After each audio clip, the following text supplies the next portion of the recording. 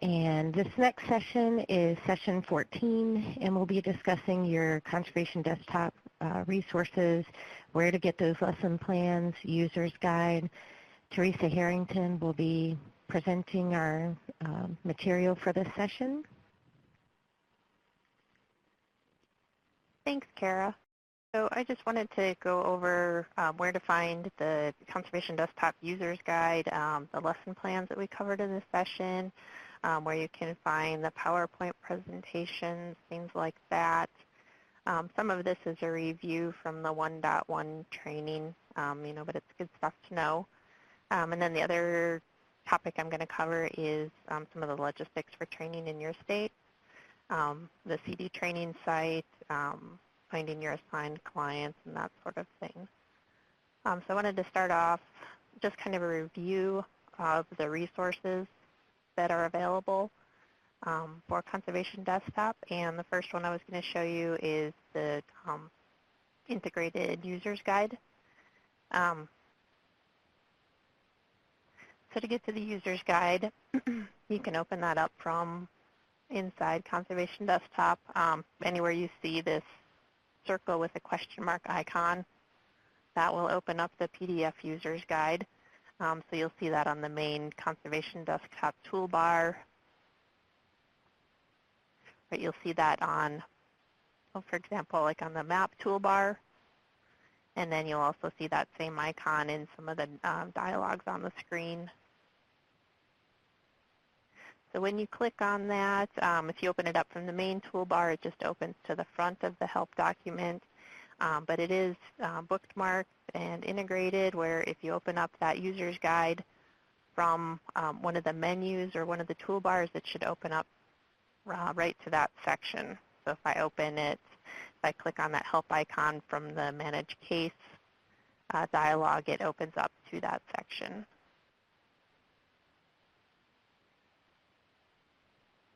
So when you open that, it does open up the entire PDF. So once it's open, you can scroll through the user's guide if you want to look at a different section. I'm just going to go up to the top. If you go to the front of the document, it does have a table of contents that's linked. So if you go to that table of contents, you can read through there and you can click on any of the sections in the table of contents to jump to that topic.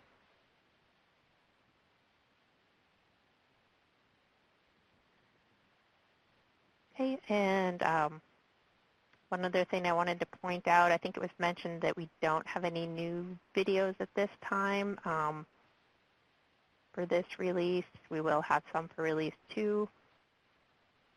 But if you go to the end, should have used my table of contents, there's an Appendix A at the end of the user's guide, and that has the link to the help videos.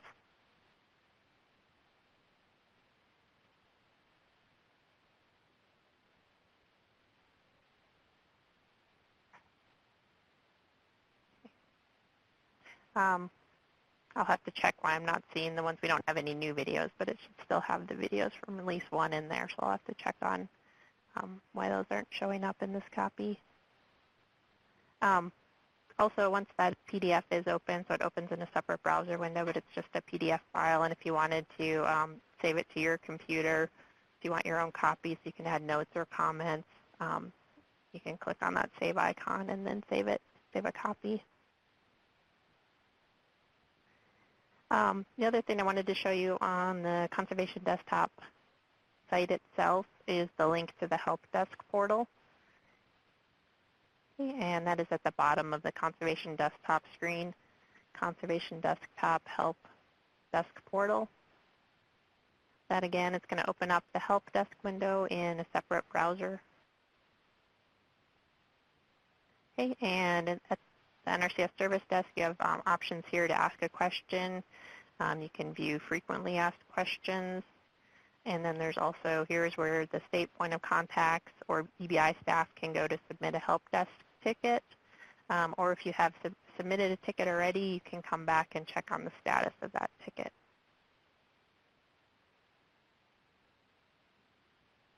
So those are some resources that you can use inside of Conservation Desktop. We also have a couple other sites. There's a USDA Connect site for Conservation Desktop, and there's also the Conservation Desktop POC SharePoint site.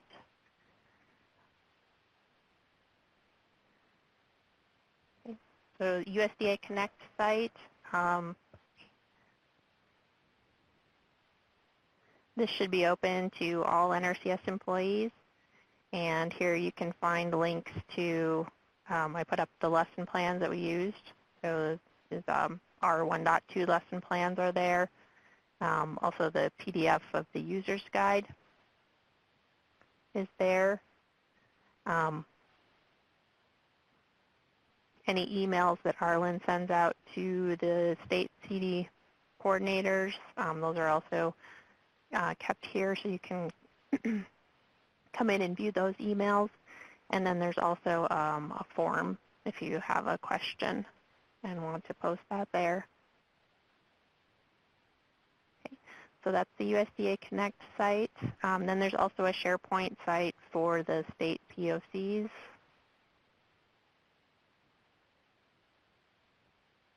Okay, and I believe that you have to be a state point of contact to upload, or to edit on this site, but I think it's open that any NRCS employees can come in and view the information on this site.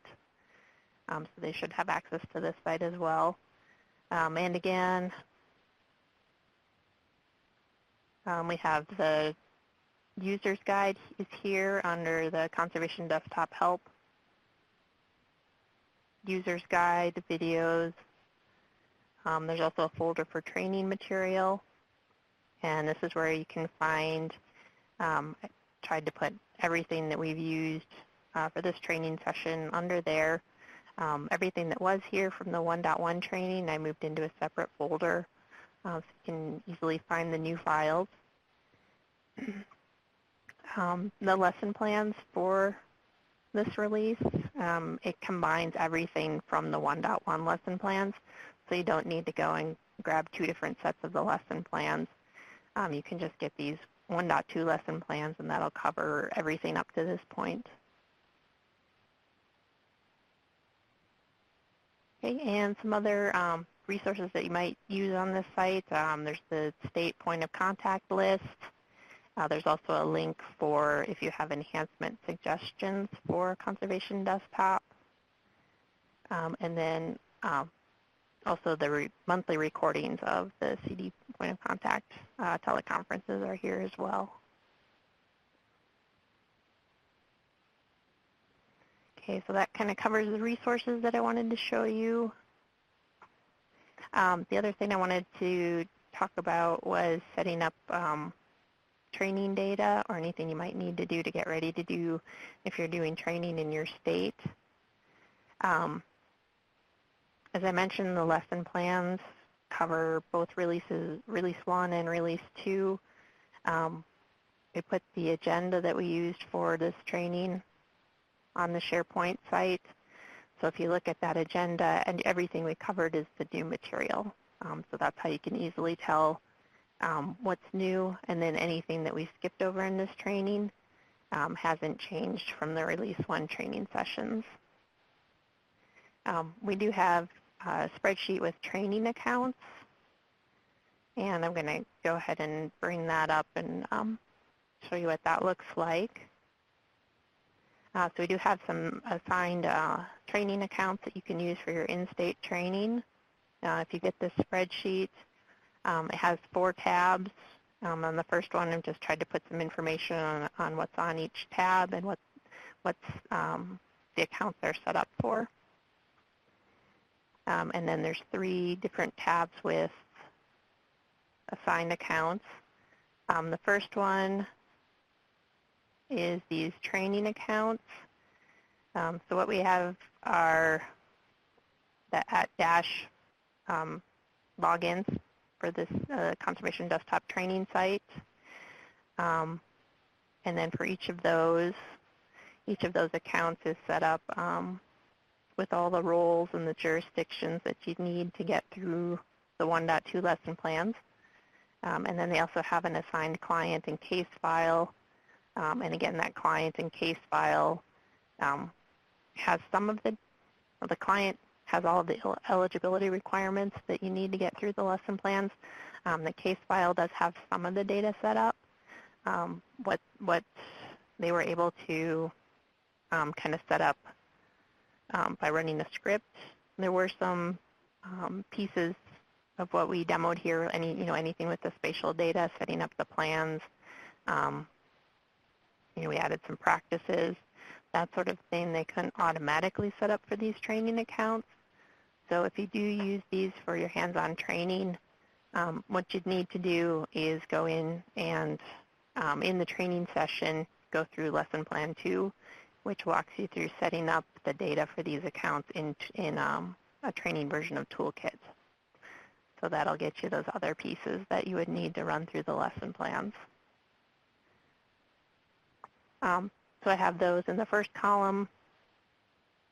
We've assigned those to a state, and each state has 40 of those accounts. So you can use those for hands-on training.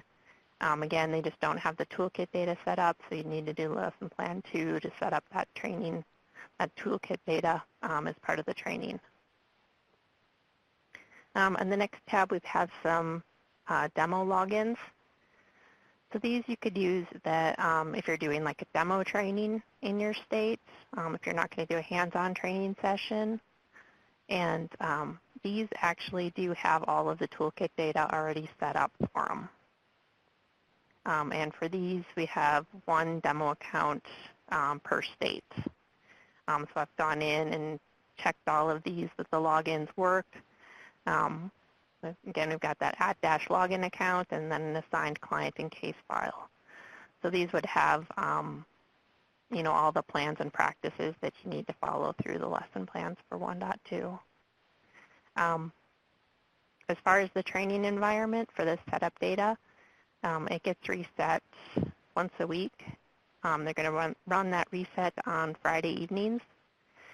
So if you are doing demos, you can come in and you can use these accounts, run through a demo of the lesson plans, and then the next week that data gets reset. So you could use that assigned case file again to do another demo the next week.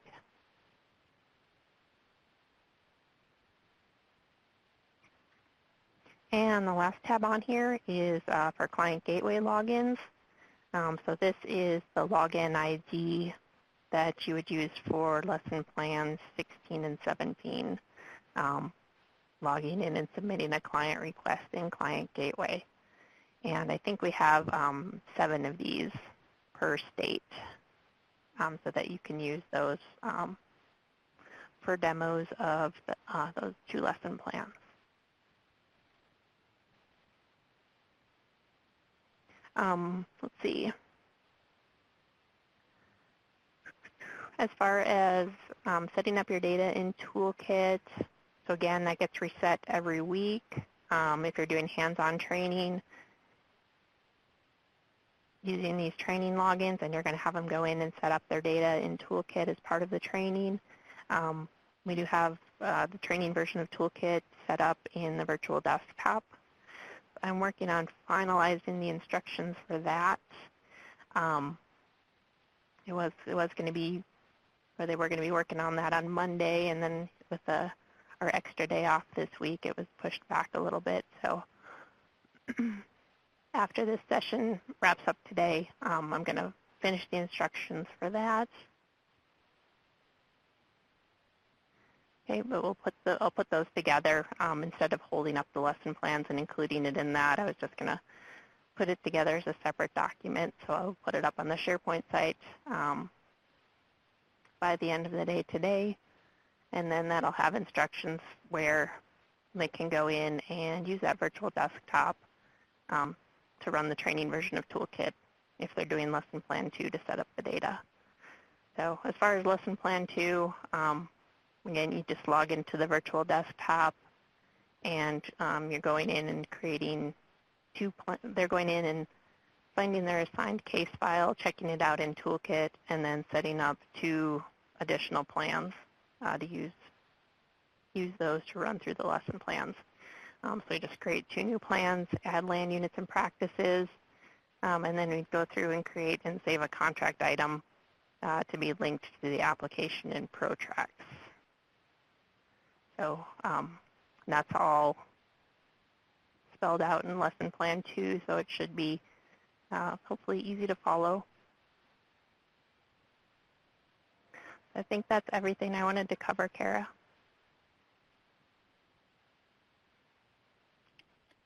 Okay, great. And if you have any questions about training setup or data setup, feel free to message us behind the scenes as well. Thank you very much, Teresa. That's